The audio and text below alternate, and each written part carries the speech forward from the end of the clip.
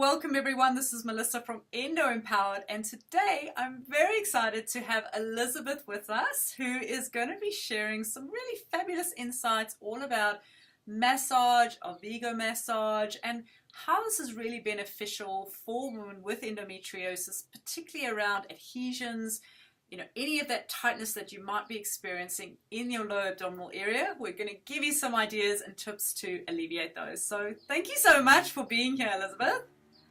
Well, thank you so much, Melissa, for having me. Fantastic. So you've been practicing this since 2005. You've been doing therapeutic massage and more recently Vigo massage. So you really know your stuff. You've, treated, how many women have you treated for? Hundreds. Hundreds. Yeah. Yeah. So you've treated a lot of women. You've also been running Luminate workshops, and Yes. you've been featured on the Press Kit Atlanta radio station as well. So we're very lucky to have you with us today. Oh, well, thank you, Melissa. So tell us a little bit about how the work you do relates to endometriosis. How does this feature in terms of offering some kind of relief for women with endometriosis? That's a great question. Well, I have brought my handy models to help explain. So, and many jokes, but this is this is my pelvis, not some other. It's a plastic model, so it's not a real one, but it's based off of a real woman's body. And so what I do as an Vigo therapist, a belly therapist, is I work from, this is the top of the pubic bone right here. You can see the pelvic bowl space, so you would have your pelvic floor. It's just helpful to understand a little bit of anatomy to really get a sense of how the work works. Mm-hmm. So it would basically be from the top of the pubic bone all the way up to the ribs, if you can imagine the ribs coming down. So it's just your soft belly. And so what I work is the belly, but also the hips and the back, because all the organs are actually suspended all the way around. Okay. And so it's not just your uterus sitting in here. It's a lot of fascia, muscle tissue. It shares the space with your liver, your stomach. It's a lot of things in there. So what holds it all together? Is there, do you say there's fascia? Can you explain that to my audience? What you mean by that? Well, the fascia is just one part of the body. It's the connective tissue that it wraps around every muscle fiber and every tissue, every organ that you have. And it connects in trains from head to toe. And it's really what gives structure. And it's almost like a sheath, and so the waste have to be able to pass through and nutrients have to pass in, and it also provides a lot of protection. And so it's when if you've ever, for the meat eaters, if you're working with chicken or beef and and you're cutting and you see like this really kind of tough pearly colored, and it's almost like spider webby, if you were to like pull the meat fibers apart, that's all fascia. Okay. Cool. Okay, so that's what holds all the actual organs in place. The mesentery holds more of the organs in place, but the fascia actually gives everything structure, like even the muscles on your bones. Okay. It's just one part of what I'd actually be working. Mm-hmm. So how the Vigo work helps with things like endometriosis was centered around the uterus, but it's good for men or women. It doesn't matter if you have a uterus, even for women that have had hysterectomies. And what it's essentially doing is it's getting the uterus back in proper positioning inside the body. There's an ideal position that even for women that are born with what we call the retroverted uterus, even they can have the uterus brought forward. And actually, that's a big part of my client population, are the retroverted. So why does it matter where the uterus sits in the body? Well, here's my uterine models. They're not to color accuracy, they're artistically done, but they're done to scale and size and weight.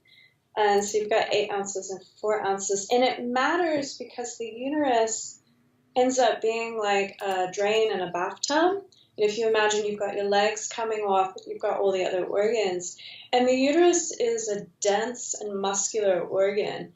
So, and all the other organs around it, with the exception of the structure of the bones, they're all soft and sac-like. So if you think about your bladder, your colon, your blood vessels, your lymph, your nerves, those are all soft and squishy relatively. And so if you've got this organ, and if it sits or if it's leaning, because it's got a suspension system inside the hips, the beautiful technology of the body to be able to grow a baby or the uterus to enlarge before menstruation, it'll actually sit on organs and blood vessels and nerves and cause issues. And it'll show up. So pretty much every woman that has endometriosis has what we call pelvic congestion, which is just where the system, the body, the flows in the body aren't going optimally, which, those are all the, like, nerves, lymph, blood. So, Even the like in Chinese medicine, they refer to that as stagnation in the abdominal area. Yeah, it basically means you don't have optimal flow within the systems that make up the body and make up a healthy body. So you want everything. So if you think about chiropractic, it's really focused on the nerves and the bones and making sure the bones aren't impinging on nerves. And so when you free up the nerves, and the nerves can fire from the brain to whatever organ that is, and then you get better health.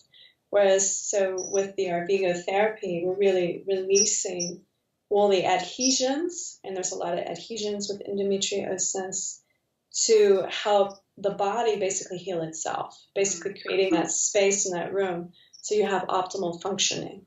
So it's about getting the right blood flow in, getting the lymphatic system to flush out any toxins. It's just making sure that whatever needs to come in or go out is basically happening, so there's more freedom in that space. Exactly.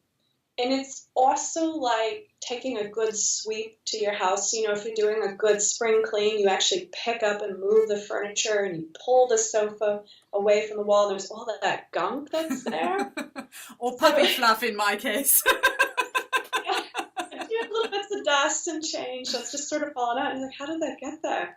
So it's also a manual drainage of the body of all the trash and the rubbish. So all the new, the fresh, the clean can come in and sweep it out. Okay. So, endometriosis can kind of be broken up into two areas. You've got the adhesion side, which is, from my understanding, where a predominance of the pain comes from, because that creates that restriction, that creates that sticking onto organs, and, and because of that, the organs can't move freely, and that's where a lot of women experience pain, particularly around digestion, or, any kind of toilet experiences, basically.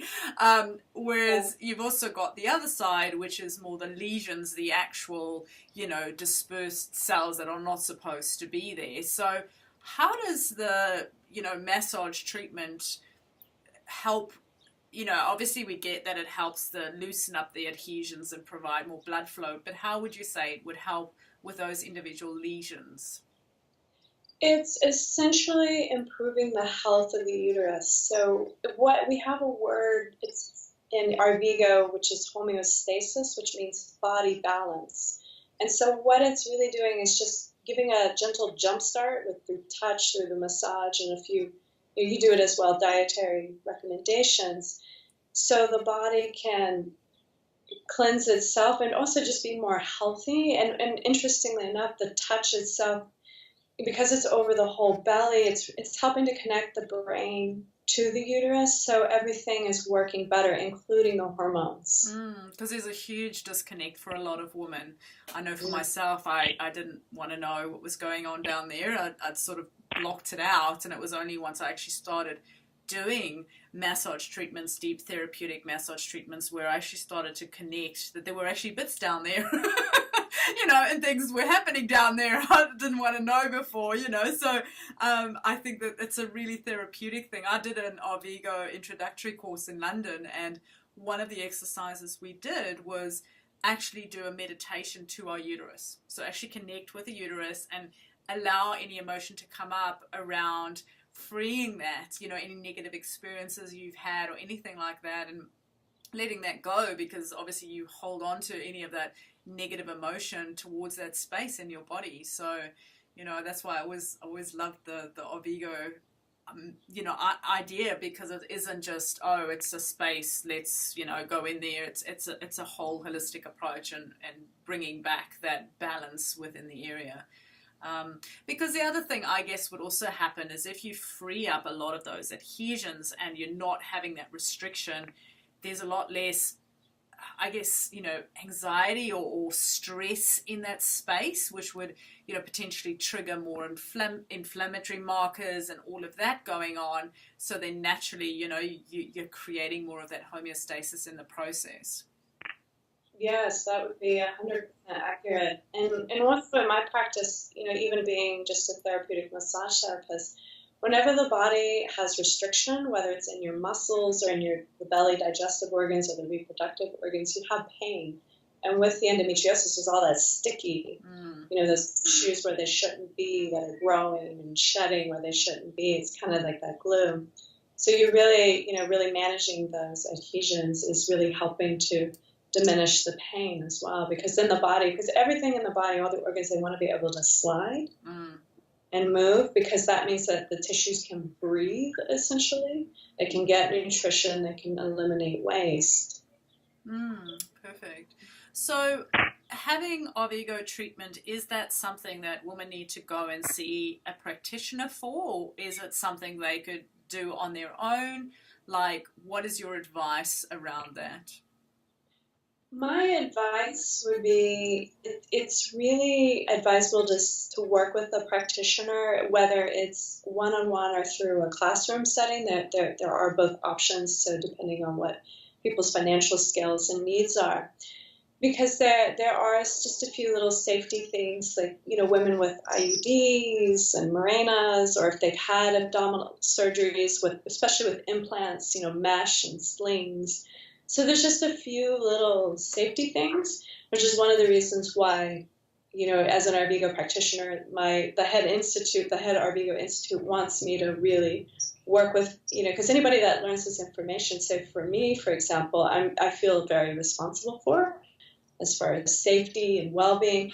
And also, so a lot of women, when they're going through these challenges of endometriosis, a lot of them are essentially at war with their body. They feel betrayed. And so what I see in my clinic particularly is this, when I'm teaching the massage, I'm like, whoa, that's your belly. We got to be loving. So I feel like half of what I do is just coaching and self-love, because you can actually cause your uterus to flip. Or not, not like flip essentially, but actually tilt in a position that isn't ideal and actually make the endometriosis worse, versus, the whole idea is to help. So I would recommend some kind of coaching just to make sure the body's got it. Yeah, but it's totally okay to practice a form of massage on yourself to allow yourself to connect with the body and to kind of know where your uterus even is. Yeah, really. I can show you if people want to be walked through. I can stand up. That would be awesome. So if you can see my hips. Yep. Okay, I'm just turning the camera down. So if you kind of feel, so they're bony landmarks, right? And so you can feel there's the ribs, and then here are the hips, and these two little headlights, or these two little bony bits. Not every woman's going to have these, but just feel, if you don't have the two bony bits that point forward, just feel for the top. Everybody's got these round, they're called the iliums. And then you just sort of come around just to where they start to slip down, and those are your two bony bits that point forward. And then if you find your pubic bone, which is this flat bone, just sort of in the groin area, and you go back to the bony bits at the tops of the hips, and it forms this sort of triangular space. Yeah. So, and you draw an imaginary line between the hips here. So this space basically makes the house of where the uterus lives. So if you just wanted to put your hand here, it's basically your hand between your pubic bone and the tops of your hips. You basically got your hand on your uterus or somewhere nearby. Sometimes they're leaning left or right, but you'll still be in the area.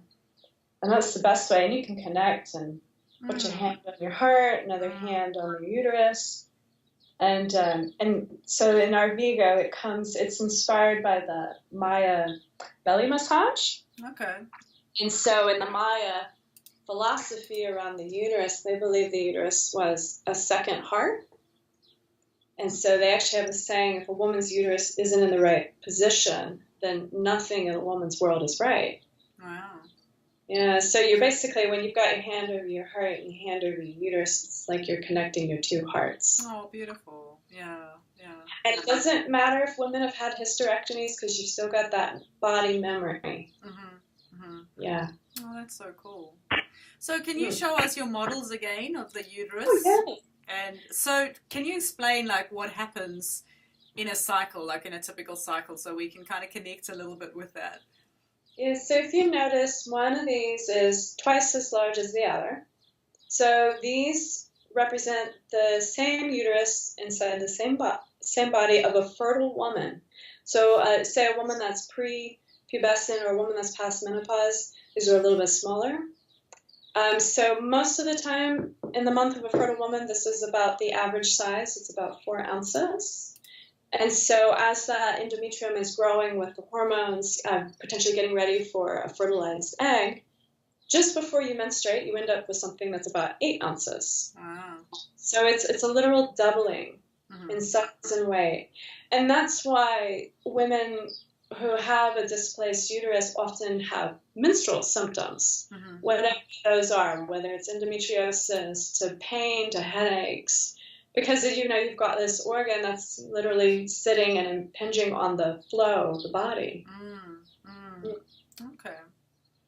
So what would cause like the uterus to become tilted? Like, is it the adhesions themselves that create that scenario, or what's going on there? I would probably guess that there's a wide possibility of options here, but my guess is that the uterus would actually have a tilt before the adhesions, because you can't get adhesions unless you're right on top of something or you've had a blow. So accidents, falls on the bum, even stress, because stress, say if you've had an emotional trauma, like a partner breaks up with you unexpectedly, it hits you in the gut. Mm-hmm. And science has shown it actually has a very similar effect on the body as if you were actually hit. And so that stress can show up with those adhesions just as if you had had that fall or that automobile accident. And it doesn't matter at what stage you had a fall or an accident. It could be as early as when you were a baby, or, a story of you falling off the table, or maybe the birth was really traumatic, for female baby. And also, because I do work with a lot of retroverted uteruses. By the way, I had a retroverted uterus, which is the backwards uterus.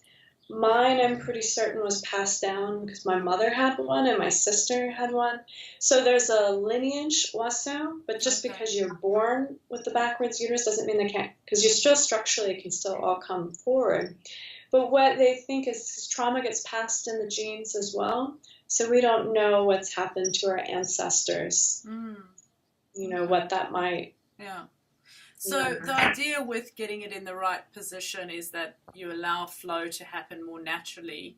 So would that alleviate a lot of the menstrual pain and bloating and the associated symptoms that many women experience? Yes. Because if you think about it, it's like that pebble in the stream. So here's my uterus model. And the uterus ideally sits, and you can imagine you've got the bladder here and the colon in the back. And so ideally you want this position. And if you look down through the pelvis, and you notice there's all that space, so blood can actually flow and lymph can actually move.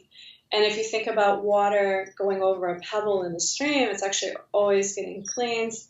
And it's got this gentle tilt in this optimal position. So when the contractions, you have minor, little tiny contractions when it's your menstrual time, whether you're, moving blood or moving your baby. And so you're actually going with gravity now. Mm-hmm. Versus if you've got a tilt, you're going some form of against gravity. And most women do have a lot of discomfort when you do have some kind of tilt or any kind of adhesions. So the massage would, you basically move it almost back into place, or is it because you get better circulation that it comes back into place? I feel like it's a bit of both. So sometimes if I have a body that, maybe that woman's had, some kind of trauma in this present life, or, an ancestor, where she's got a lot of adhesions and congestion, sometimes I get a sense the body and the person isn't quite ready. Of course, in the head, we're like, yes, get me out of this pain, but the body will tell a different story. So I have to work with every body individually. And so some uterus that I work with, they feel like they go boom, like perfect, like really easy. And then others, it can take a bit more time and coaxing and kind of making the space and making the room and just sort of gently getting everything to go back where we would ideally like it. So, I mean, it sort of feels kind of foreign to me to actually kind of think about feeling my own uterus, and that you can find it. And I've always kind of wanted to. I mean, when I did my Arvigo training, I really wanted to understand where it was. And she said, well, if you do massages enough, you'll learn where it is, but I still don't know how to find it, It's sort of, and I get that it's a muscle, so it can't be, too hard to find, but... but it's in this little, like, triangular space. There's not that many places it can be. It can't be anywhere else but here, and it's sort of like a little bird's egg, a nest and a bird's egg, or an egg and a bird's nest, sorry about that. And ideally, so if you've got a really, like, good position with your uterus, you're not going to feel it, unless you're having, like, a gynecological exam and the doctor's, like, pushing on your belly and, and a hand up in your vagina, and then they'll feel it. But ideally, if it's in a good position, if it's got that nice slight tilt over the bladder and colon and it's nice and centered, you're not going to feel it. But if it's backwards, you're not going to feel it either. But what you will feel is just sort of like this big open space. Okay. It's almost like a vacuous space. It's like nothing is there, really. And that's that retreating uterus. And if it's forward, because this is the bit, they call this the fundus, this nice round bit. And so I'll just catch the bit. This is the bit that I can actually use like a fulcrum and just sort of gently coax it back into place. Because sometimes we've got to work through the scar tissue and the adhesions and the emotional bit before we can. Well, I was quite lucky. They said mine was in the perfect position when I had it done, so I was quite happy about it. Yeah, but I know it's often a big worry for a lot of women, and I think one of the things that I really loved about the Arvigo principles is about that there is an emotional connection there, and that we need to, connect with the body, and sort of this basic practice of just massaging and connecting every day, is something that I recommend, because women often do have that same disconnect. And I mean, I think it's partly because there's perhaps a little bit of anger at having, a condition like endometriosis, but also I think, when you have surgery, you're not actually awake for that. So there's all this stuff being done to your body that you have no recollection of. All you have is scars and pain afterwards to heal, but there's no, like if you hurt yourself, like if you fall, you in that moment, you experience that, falling on your arm, you experience that moment, and I think the brain can connect with that, whereas I think with surgery there's a disconnect that happens there. Yeah, and the surgery can be a bit traumatic. I feel like some women actually disconnect for safety because it's hard to process. Yeah, I think I definitely did that. I mean, I had 7 surgeries, and I think, there was no easy way to cope with that. So I think I did just go, well, that part of me doesn't really exist. Yeah, and I think there's also an issue sometimes with doctors because they're just trying to, not all of them, but some of them just, it's just the body, or they're having a bad day. And, the cells all have like consciousness and awareness. There's some amazing work that Bruce Lipton has been doing, the biology of belief, and he actually showed a picture of a mass communication, like in the waves that go on at the football games. He actually showed what that looked like on the cellular level. Wow. And it moved just like one of those football waves that were, so the cells are really, really pretty aware and conscious. So to maintain that awareness and consciousness, whether the doctors are doing surgery or the practitioner or the person that owns the body with their own touch really has an impact. Oh, that's beautiful.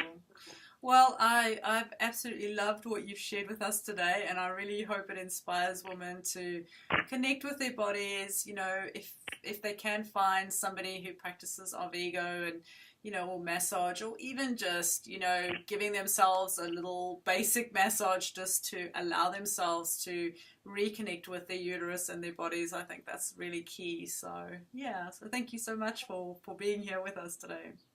I'll just give you a little tip, and Yeah. going with the Asian philosophy, because I can share this. This isn't an Arvigo technique, but it's more of an ancient Chinese technique. But you always want to go left, so you find your left shoulder. Here's my left shoulder. And you just always go left, because that's the way the intestines are running. Yeah. And you can just do like a big, gentle circle, and it actually is helping to move your own lymph and digestion, and it'll be good for your uterus as well. Fantastic. Well, thank you. Yeah. You're so welcome. Cool. Well, thank you so much for being here and for sharing your insights with us. And, I'm sure we'll have you on again because you can share some more cool stuff like I love the steaming. That's something I just love. And I did do an article on the steaming, but I'd love to get your, professional insights on that because that would be awesome for our ladies to do as well. So. It's one of my favorite things to do. I love talking about it. Yeah. It's awesome. I just do it at home in the toilet. But I did that for 1.5 years, and then I created my own steam chair. Oh, wow. Cool. Yeah. So I have like a little designated, I found an $8 Briscoe's camping chair, and I just cut a little hole. And cool. Yeah. Awesome. Fantastic. Well, thank you, and look forward to sharing more with our watchers in the future. And if they want to check out your website, it's bellycare. It's bellycare.co.nz. And if people are wondering if where the nearest Arvigo practitioner is, the Arvigo website, so it's www.arvigotherapy.com, and they can just type in their country and their city, and it'll pop up the nearest practitioner. Cool. Awesome. I'll pop all those details underneath the video for everyone as well. So thank you so much. Thank you. Okay, see you.